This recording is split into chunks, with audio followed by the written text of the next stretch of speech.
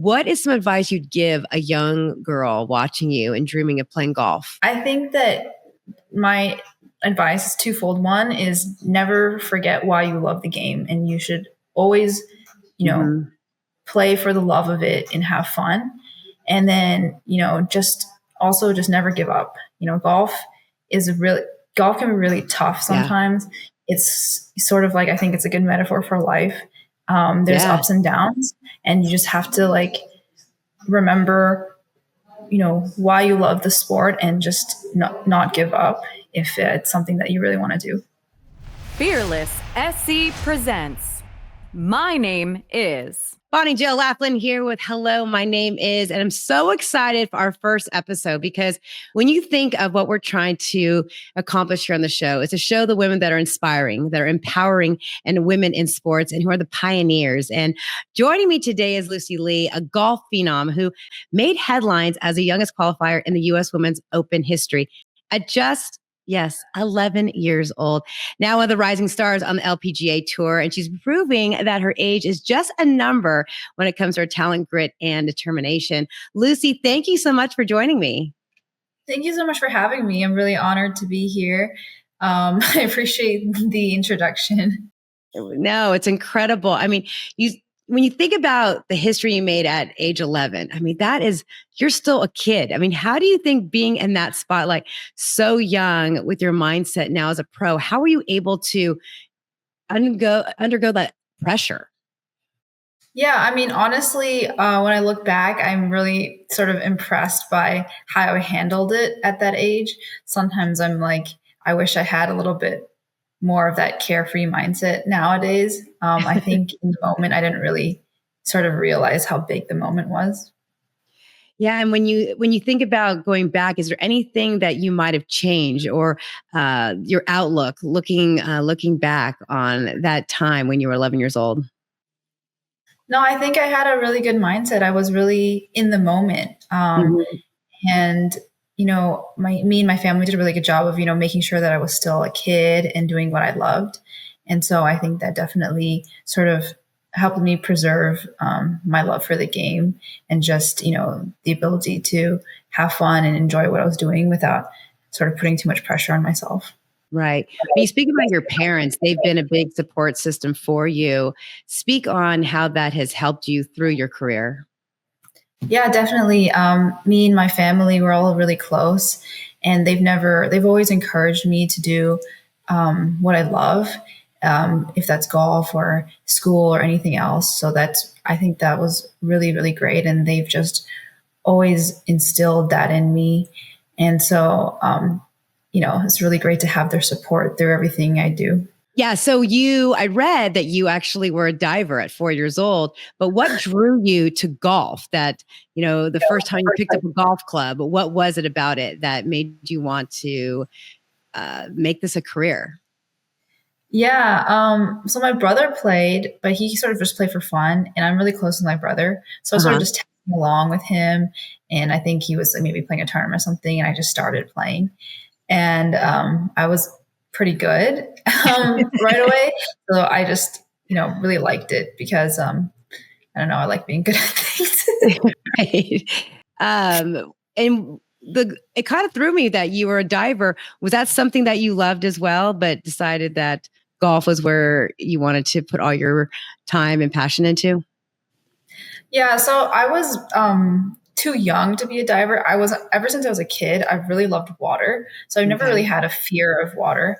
And around that time, I was kind of doing like gymnastics and diving. So it's all kind of like in that area. And so I was actually at the time too young to swim. So when I went to take diving lessons, they were like, I think maybe you should come back when you can swim. So I just, I still love the water and stuff like that, but golf really was sort of my passion. I think I did like dancing and gymnastics when I was a kid, and I did enjoy those things. But I think sort of once I started picking up golf, I kind of just left all that behind. Right, absolutely. So the final round. Round 60 with 3 eagles, going back to that U.S. Women's Open. Only 6 women in LPGA history have done that. What was going through your head that day? Can you walk us through that moment? Yeah, so I started the day quite a few shots behind, so I really had no expectation. I was just like, oh, just another round of golf. And I birdied the first hole, and then I actually had three putts. I three putted 2 and 4. And so I was like, this is not great. And then I made a couple of birdies. And then on the 8th hole, it's probably the hardest hole on that course. I was behind this tree, and I was like, and the pin was like tucked like back right. And so like that hole, it's definitely like scoring like a good bit over par. And I was like, I'm just going to hit this like low draw under this tree and try to make par or whatever. And I ended up pulling out. And that was like really crazy. I couldn't see it, but I was like, damn, like I just picked up a lot of shots on that hole. And then after that, I think I made like 3 or 4 birdies in a row. And then at that point, I was kind of like, I think I'm kind of close to being in contention right now, even though I kind of teed off a lot earlier than the leaders. And so I was just like, okay, well, I'm just going to keep going, and ended up finishing with 2 more eagles, which is pretty crazy. Yeah. And how are you able to stay so calm, cool, and collective during that time, Lucy? Because that could be a little stressful. A lot of people under pressure would start to panic, and you stayed calm and cool and just, got through your game. Yeah, definitely. I mean, I've, just drawing on past experiences, and also just, being able to stay in the moment. When you're having a round like that, it can be sometimes a little easier because you're kind of in the zone. And so I was just, trying to stay in the moment and not think too much about what was happening. When I hold the putt on 18 for eagle, that was kind of like the moment I was like, that was like a crazy round. I really didn't think about it. I wasn't thinking about it, but I was like, I was really close to breaking 60, with 3 putts, which is ridiculous, 2 birdies. And I was like, damn, if I just did 3 putts, I would have shot like 58 or something. But yeah, that's phenomenal. It's crazy. It's especially at your age, but I want to look at the T12. How was that being in your family's homeland? I had a couple of good showings in China last year, which was really nice. I love going back and playing. I just love the food there. And it's always nice to hear. It's always nice to see the fans and hear my Chinese name and sort of get to talk to. Apparently, I did an interview because I speak like a dialect of Mandarin, and so I'm not fluent in Mandarin, but I'm fluent in like my dialect. And I guess I did some interview that like went viral in China on Chinese social media. I don't have any Chinese social media, but that was really funny because people were texting me. They're like, "You're like blowing up," and my friend saw this interview and all this stuff, and I was like, that was really cool. So yeah, I like going back and getting to enjoy the food and the fans. Yeah, Lucy, you need to get the social media in China. They would love you. All the Weibo and all that, they would love you. Yeah, like a little red book and all that stuff. Yeah. Maybe. Yeah. Before we go into some other off the course question, finally, I want to ask you as well, what's something about being a pro that maybe people don't realize, especially for someone your age, or some of the obstacles that maybe you've had to overcome? That's a really good question. I think that the sort of transition into in golf, there's like all these different stages you have, junior golf and amateur golf, college golf, professional golf. I didn't play in college, but there was like a pretty big transition for me going from junior amateur golf to pro golf, and even from playing on the Epson tour, developmental tour to the LPGA. Like there's always these like growing pains, and so I think for me, I wasn't sort of expecting that. So I kind of, you want to like rush through it a little bit. There's, you have like, see other people who make that like jump more quickly. And so you get a little envious of that. But I think it's really important that to realize that there are going to be growing pains for most people, and just accepting that it's part of the journey, and, really kind of embracing the struggles that you have to go through. And I think at the end of the day, it just makes you a stronger person. Yeah, absolutely. I love your mindset. And speaking of like off the course vibes, and I heard that you're actually a big NBA fan. and that you're actually a LeBron James Yes, fan. I am. What about LeBron inspires you? Or what is it about him? Because, there's always a debate about the Kobe Bryants, or is it MJ, or is it LeBron is the best ever, as the GOAT label. But what is it about LeBron that inspires you, that you like about him? Well, I think number one, I really like LeBron because he seems like a really great guy. He's a good family guy and he does a lot of charity, does a lot for his community. So I think that's first and foremost what I respect the most about him. Mm-hmm. But I also really admire his sort of like playmaking and like his like basketball mind because I just really admire that. And to me, like I'm a kind of like an analytical person too when it comes to golf.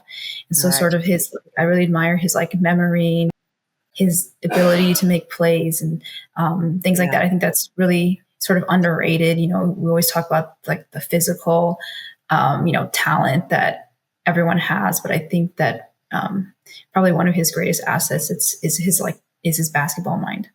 Yeah, basketball mind. And also, I also admire his business acumen as well. Yeah, all his ventures he does outside of basketball. Basketball and golf are so different. What is it about basketball? Is there anything that you grab from basketball? You mentioned LeBron and his mental basketball IQ. Is there something that you use that when applying that to golf? Because a lot of basketball players play golf. Yes, they do. I've met Steph and Andre Iguodala. Like they're from the Bay, and I've met them. And they're like really, really awesome people. And so that's really cool. I don't know, golf, like you said, golf and basketball are really, really different. Golf being an individual sport, I think especially makes it very different because you're kind of, out there on your own. But, sort of just the mental toughness that you need to have in golf and in any sport really is just, that's really important. And I don't know. I just like basketball. I won't tell Steph and Iggy that LeBron's your favorite, Lucy. I won't let them know. They're up there though. They're up there. Top 3, top 5 of all time for sure. Right. Also, word on the street is that you love the Office show and the trivia. So, is it like the Office here in America, or the one that started in Britain, or which show is it? And can anyone beat you, Lucy? Or are you just so good that you know everything about it? I like the American Office. I have watched the British Office, but I like the American Office. I'm always quoting really obscure quotes, and people are like, "What are you talking about?" And so I'm just like, "Never mind." My agent Jono, he's a big Office fan. He's probably the only person I've met. He's probably the only person I've met who's I can go toe to toe with when it comes to trivia and understanding references and stuff like that. Well, there's a lot of people who are big fans of The Office. So, what is your all-time favorite quote that you can give us? Oh man, you put me on the spot. Well, there's a lot of great quotes. Michael Scott, when he's like, "Why are you the way that you are?" I think that one's funny. And when I'm on the golf course, anytime I see a turtle, I always think him screaming like, "Where are the turtles?" I always think that is in my brain all the time. Oh, that's great. So while you're golfing, you think of these quotes from The Office. That's great. Yeah. I'm always making references and people always look at me funny, but yeah. Oh, I love that. Also, you're somewhat, Lucy, of a foodie, I think, or you have some strong food opinions. Yes. So what is it? What is your go-to? Let's go before you have, I don't know, before you hit the course, and then maybe something that's just a little obscure. Well, so when I'm playing a tournament or before a round, during the round, I'm very habitual. So I eat the same sort of stuff. It's not really my preference, but I will eat an omelet right the day before I play golf. It's kind of when I'm at home in the Bay or after tournaments, when we're in New York City, I just love finding good restaurants and eating good food. It's probably maybe my number 1 or number 2 reason for living is just being able to eat good food. What's your favorite type of food though, Lucy? Is it American, Chinese, Mexican? What's your favorite? It's too difficult. I love all sorts of food. I'd say Japanese, Chinese, Italian. Those are up there. But I mean, it's too difficult to choose. Yeah. So does that mean you're good in the kitchen too, Lucy? Like you can cook too, or you're more like the going to eat at a restaurant, ordering in type of girl? I am actually a pretty good cook, but I'm so busy these days that I just go out. During COVID, I, definitely picked up and would cook a lot of things. And in the off season, a little bit over the holidays, I'll cook. So I am a good cook. But I wish I had more sort of time to do it. I'm kind of a perfectionist. So when I get into something, I really get into something. So I don't have the time to like really get into cooking, but I would love to one day. Was just telling my mom, because my mom is an amazing cook. I was like, you really need to like teach me how to like make good Chinese food, because that's like really it can be pretty difficult because, a lot of the recipes, like I mostly cook like, sort of Italian, American sort of food, but I would love to be able to cook good Chinese food. And I'm sure there's like some family recipes that your mom could pass down to you. Yeah, definitely. My mom we had dumplings yesterday. She makes really good dumplings. Yeah. So maybe next time we talk, Lucy, you'll be making, know how to make some pork dumplings for us. Yeah. That's the you goal. speak about being habitual, and do you have certain things that you do that, I don't want to say that maybe you have to do or that you're, but is there something that you have a routine before a tournament that you want to make sure that, I don't want to say superstitious, but maybe a little bit that you don't want to go off track, that you try to do the same? Speaking of a good office code, I love that. I'm not superstitious, but I'm a little stitious. That's a great quote. There we go. But I'm not that superstitious, but I do like having my habits, like my routine before a round. So it's sort of similar every day. I'll eat my breakfast and then my warm up routine. But I wouldn't say I'm superstitious. Like if something goes wrong, I don't like freak out, if that makes sense. But I do sort of do the same stuff. Like, the day before a tournament, my practice rounds, like it's all like very similar. Is there music that you listened to before, or do you ever get into music to inspire you on the course at all? Yes. I love listening to music. Before, if I want to get pumped up before a round, I listen to a lot of like Eminem, and Kendrick. So, Kendrick Lamar, that gets you motivated, right? Yeah, definitely. Rapid fire, Lucy. In-N-Out or Shake Shack? I've actually never been to Shake Shack. Okay. How about In-N-Out or Chick-fil-A? Oh, so this is a very controversial take because I think they're both overrated. Oh, okay. So which one are you going to pick though? If you're hungry and they're next to each other, Lucy, which one are you picking? This is also controversial as being from California, but I prefer fried chicken over burgers. So I would go for fried chicken, not necessarily because I think Chick-fil-A is better, but because I like fried chicken more than burgers. So what is your Starbucks order? Whether it's, coffee, tea, or what is your order? Depends on how tired I am. So I drink a matcha every day, but if I'm really tired, I'll get like a Frappuccino with like 2 shots of espresso or something like that. Okay. That's just to give you a little energy. Right. Yeah. So I know who your dream Pro-Am partner would be, because probably LeBron, but if it's not LeBron, who else would it be? They could be dead or alive. Dead or alive? That's a great question. So I'm like a history nerd. Okay. So I just like my dream person to meet is actually Abraham Lincoln. I would love to meet him. So it would be kind of funny watching him play golf with me. Exactly. I'm envisioning it now. That would be good. That'd be a great. Very good at golf. Yeah, that'd be a great reality show. So social media, are you a TikToker, Instagrammer, or YouTuber?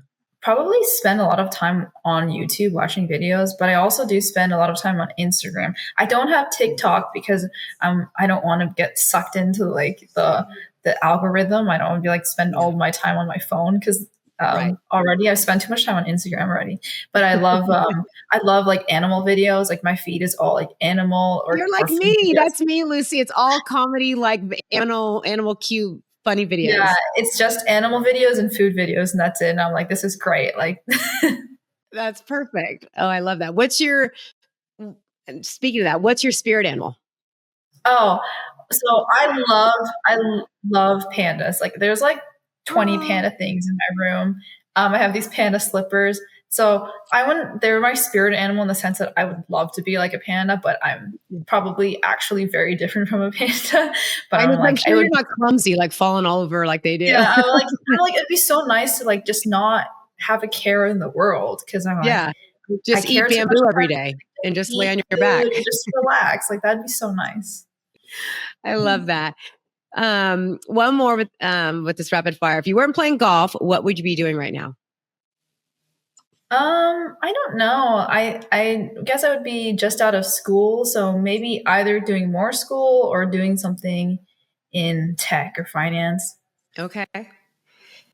And in closing, I want to do something inspirational for our viewers. You so many young women who inspire to be like you, Lucy. So first of all, what is the proudest moment you've had? Maybe not necessarily on the leaderboard, but maybe even personally. I think my proudest moment I've had is probably graduating from UPenn this year with a 4.0 while I was playing golf. I think that was something that I wanted to achieve. And so I was really proud of the way I was able to kind of put my mind to it and do it. It was I probably made it unnecessarily stressful on myself, but I was really proud of the way I was sort of like, I know that like, at the end of the day, grades don't matter, but to me, it's more about the ability to sort of set a goal and then achieve it. So I was really proud of myself. What is some advice you'd give a young girl watching you and dreaming of playing golf? I think that my advice is twofold. One is never forget why you love the game, and you should always, play for the love of it and have fun. And then, just never give up. Golf can be really tough sometimes. Yeah. It's sort of like, I think it's a good metaphor for life. There's ups and downs, and you just have to like remember, why you love the sport and just not give up if it's something that you really want to do. I love that. Lucy, you've been fabulous. Thank you so much for your time and being inspiring and just what you're doing. I mean, you're paving the way and you're a pioneer. And it's like I said, it's empowering for so many ladies to see that what they can achieve if they put their mind to it. Thank you so much for having me. You've been listening to Fearless SC. Find us on your favorite podcast platform, on YouTube, and across social media at We Are Fearless SC.